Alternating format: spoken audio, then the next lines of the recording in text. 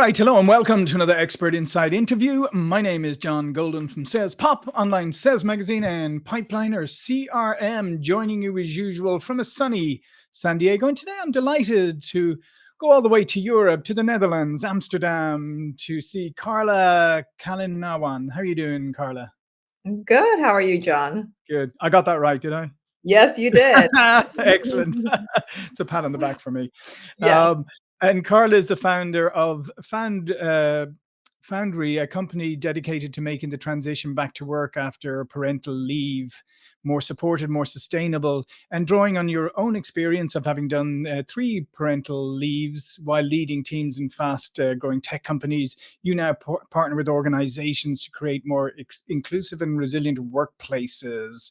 And that's what we're going to talk about today, that retention is revenue, that why sales leaders should look at supporting caregivers and actually as a revenue and retention strategy. Yeah, So that's this is a really interesting topic, Carla, because it's becoming more of an issue, obviously, because people, let's face it, people are living longer, there's a lot more. I would say there are a lot more times that people now may have to leave the workplace for some reason.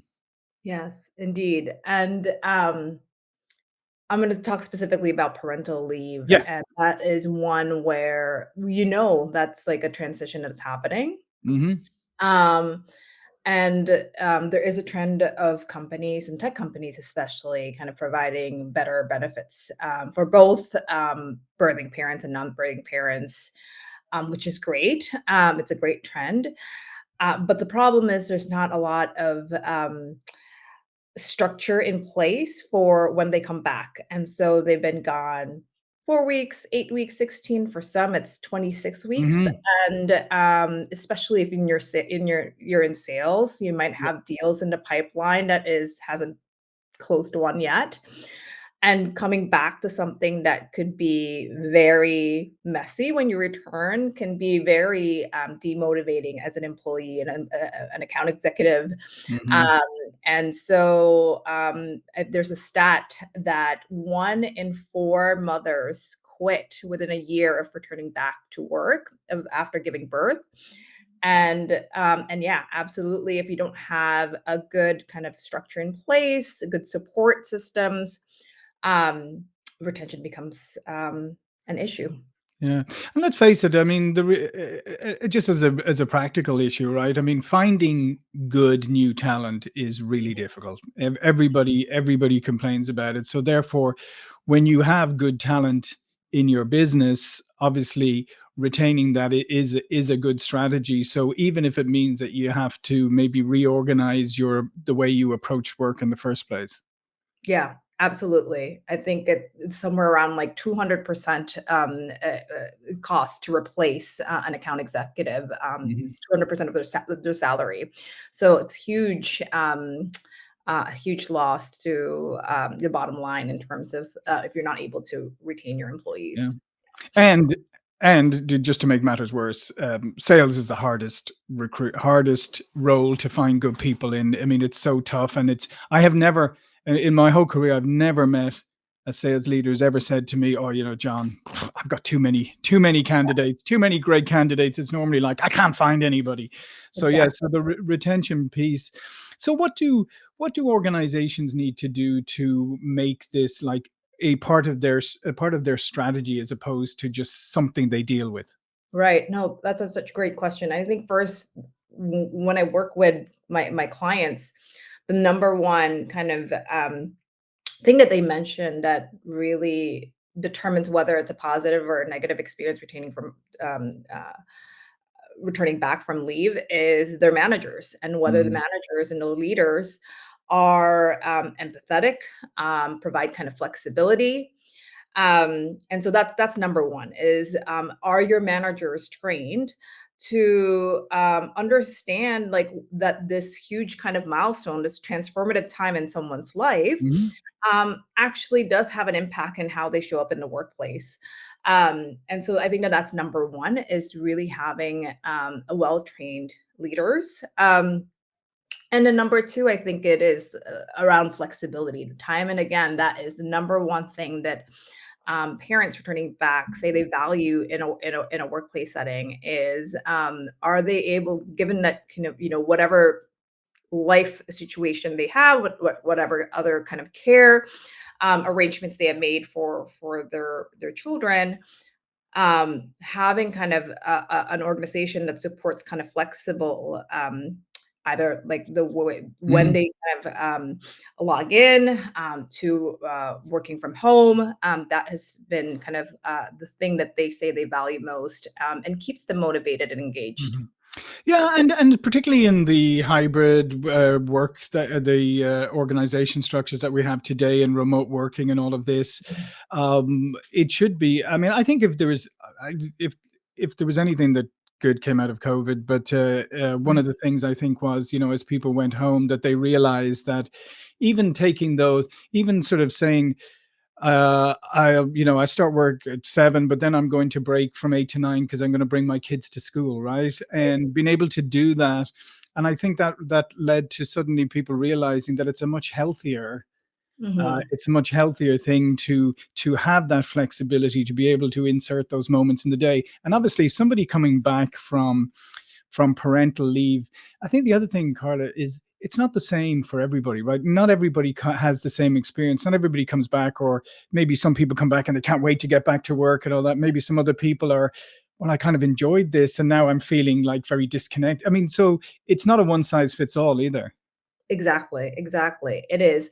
And I think like what you said there about people kind of carving out when they do the work, I think Hmm. like an overall kind of culture of valuing impact versus kind of time Hmm. on speed or kind of face time, is also something that, again, companies that do this well, that are able to have like engage employees, who want to stay there, who stay motivated, even after parental leave. It's ones that really kind of have that as a core, that it's about impact and less about how many hours you logged in. Yeah. And so when you work with organizations, what are some of the resistance? What are some of the things? What are some of maybe the resistance or the misconceptions maybe that leadership have about this? Yeah. This is an HR issue, that this is something that, parental leave and returning back, yeah, this is kind of all about benefits. And this is something that the HR teams are responsible for. Whereas it's really kind of a shared responsibility. As I mentioned, like the leaders, the managers are the ones that are the kind of key determinant of whether an employee stays engaged. So I think that that's probably the number one kind of misconception, and kind of the what I hear is also kind of the frustration when I do work with HR teams. Um, yeah, That it's kind of just dumped back on their shoulders. yeah, Yeah, exactly, rather. exactly. Yeah, Yeah. yeah. And I think that's the other thing is for leaders, especially sales leaders, because it is such a demanding job, and it's and Mhm, sales leadership is probably the toughest job out there, as we can see by mhm, the statistics and how long people last mhm, in those roles. Um, they really need support to understand how to reintegrate people, or how to understand that mhm, maybe the Carla that I used to deal with is not the same Carla I'm dealing with now, in a good way. It's just life has moved on. You're in a different situation. You're now a parent or whatever. That I have to learn to adjust. mhm. Exactly, and I think that's a partnership with Mhm. the HR team. So, for example, like certain kind of processes and policies, like how does kind of revenue share in terms of kind of when you bring a deal in and it's at a certain stage from an opportunity level, like what is the split for that AE to Yeah. get versus the one that was covering for you. If you don't have a very clear policy on that, then it causes confusion, and again, like demotivation for that AE who comes back, and then suddenly like a deal that he or she brought in at 70% is now, and he's getting kind of, or he or she's getting compensated in a way that's not equitable. So certain policies, I think that that's in partnership with kind of your HR teams, that can really, I think, provide clarity, and the more clarity you have, the less of the gray areas, the less of an opportunity for, again, disengagement among the employees. Yeah. And so, I mean, you do this work across the globe, right? You've done it across the globe in very Mhm. different.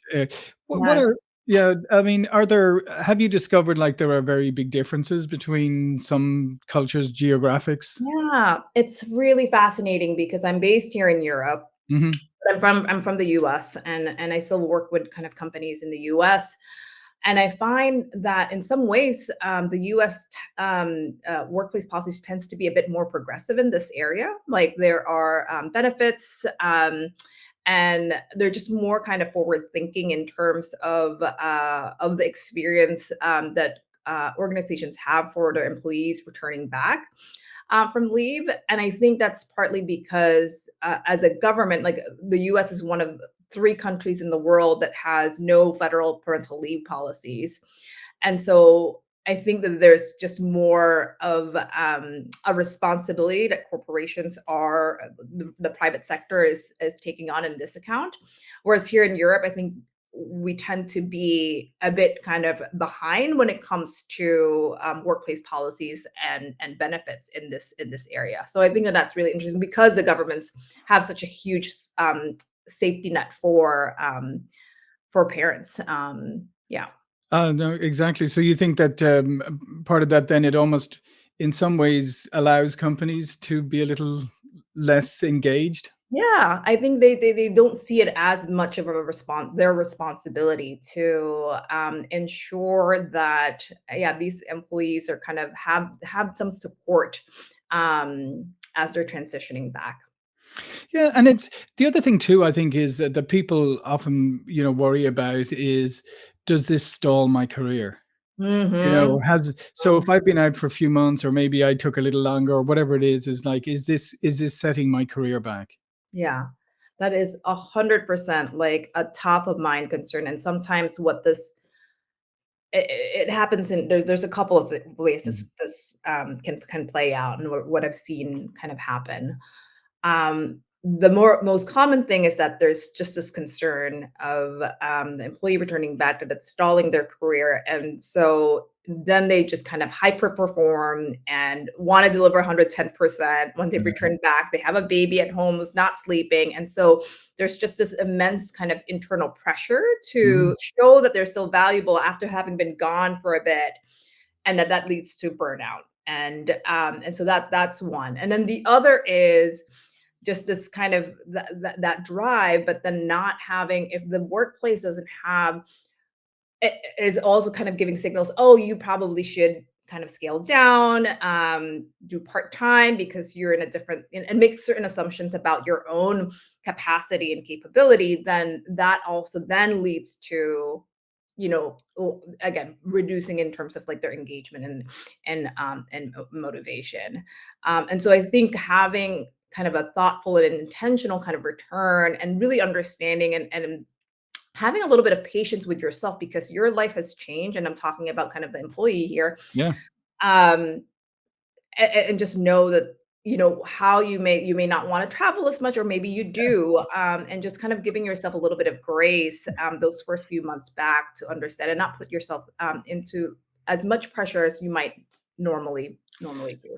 Yeah, and I think that's a really great point just to underline because I think a lot of it starts with as you said yourself, but like putting pressure on yourself, saying, "Oh, I need to work as harder than everybody else because I need to prove that I've caught up." And let's face it, I mean, if you do that eventually, and you're juggling a new baby or whatever, I mean, eventually that's just going to burn you out. Yeah, absolutely. And my favorite manager ever gave me, when I was very lucky to have her as my manager when I first became during my Hmm. first mat leave return. Her advice to me: it's a marathon, not a sprint. Hmm. And that's one that I share all the time now. Even though, she had shared that with me, I think I traveled to a client meeting within 3 weeks of returning back across country, even though I didn't really want to, but I Hmm. wanted to show that I can. Yeah. And I hear this kind of sentiment over and over again, about really wanting to show that nothing has changed, that they're still the same person as they were, they can still deliver at the capacity that they were delivering, um to and sometimes to not really a sustainable kind of manner. Yeah, and I think, absolutely from all you've said, I mean, I think that's the most fundamental thing coming out is you're not the same person, but it doesn't mean you're less of a person for the role you're doing. You're Mm, just a different person because your life has changed, and yeah, life is change anyway. And I think that's part of the issue, Carla, is that we know life is constant change, but yet when we're in a work context, we try to control everything and keep it always the same, and that's impossible. yeah, exactly, exactly. I always, like one of the kind of core frameworks that I talk to with my clients is kind of the circle of influence and the circle of control.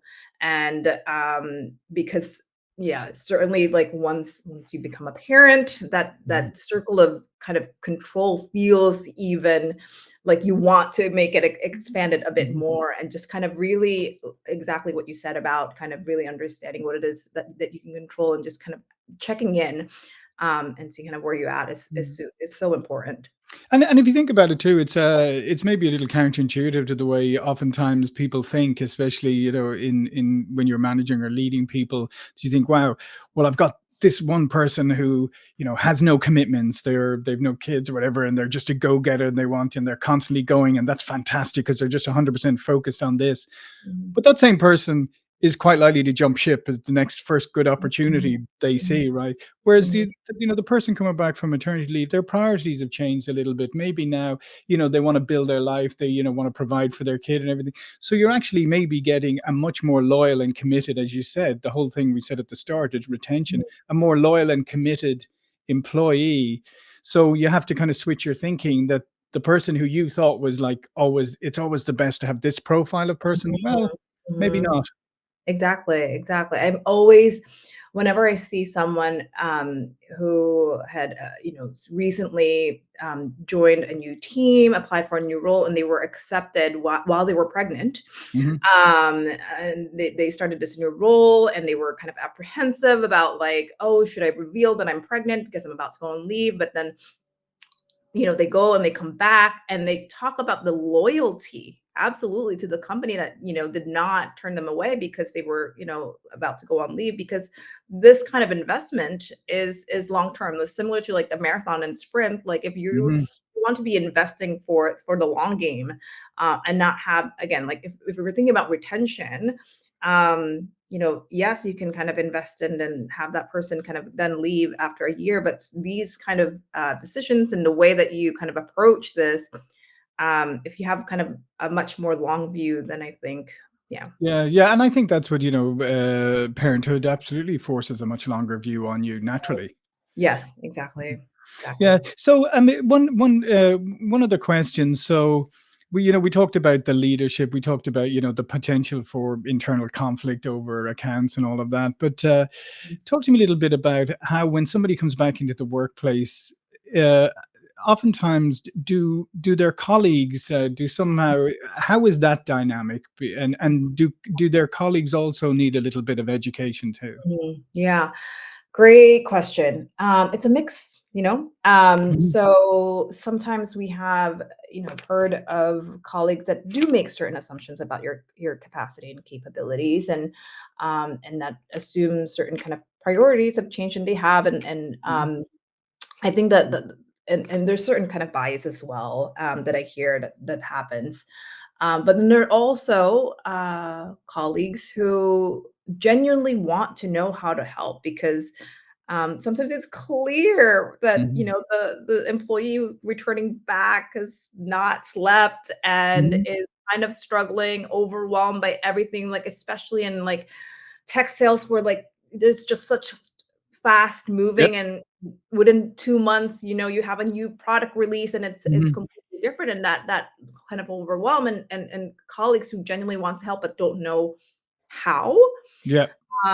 I think it's just kind of leading with curiosity about and really kind of empathy is so important in terms of how colleagues can show up to support a parent returning back. Yeah, no, I love that is the I like that the way you phrased that. It's the curiosity and the empathy, and obviously out of that comes the not making assumptions, right? Right, right, And exactly. And there's a great tool you can use, it's called talking. Yeah, Yes. you can actually, so Exactly. maybe part of it is literally just, having a Just coffee go, with them when they come back, and just, right. you know, just Yeah. exactly understanding a little bit more about their life now. But I think that is the most important thing, is that curiosity, the empathy, and the not making assumptions. Yeah, indeed. Yeah. So what Exactly. one last piece of advice would you give to companies to make themselves to make sure that they put their best foot forward when it comes to this? Yeah, I think it's the same. It's a marathon, not a sprint. Mhm. So, think in terms of the long term, because when you are thinking about ROI, sometimes these kind of investments are kind of the way that you want to approach someone returning back from leave, is you want to just, what's the path of least resistance, but actually Mhm. building the infrastructure in place to be able to support these employees, I think can really benefit in the long run, and that it is a shared responsibility across the entire organization and not just kind of HR's problem. Okay. It starts with the leaders. Mhm. Um, so yeah. Yeah, no, fantastic. Well, listen, thanks very much, Carla. All of Carla's information will be below this video, but before we go, please do remind people about what you do. Yes. So Foundry supports companies in helping parents return back from the parental leave transition and really thrive instead of just kind of survive. So Mhm. helps with retention and kind of their engagement. Fantastic. Well, listen, thanks so much for those great insights today. Thank you for watching and listening, and I'll see you all again very soon. Thank you.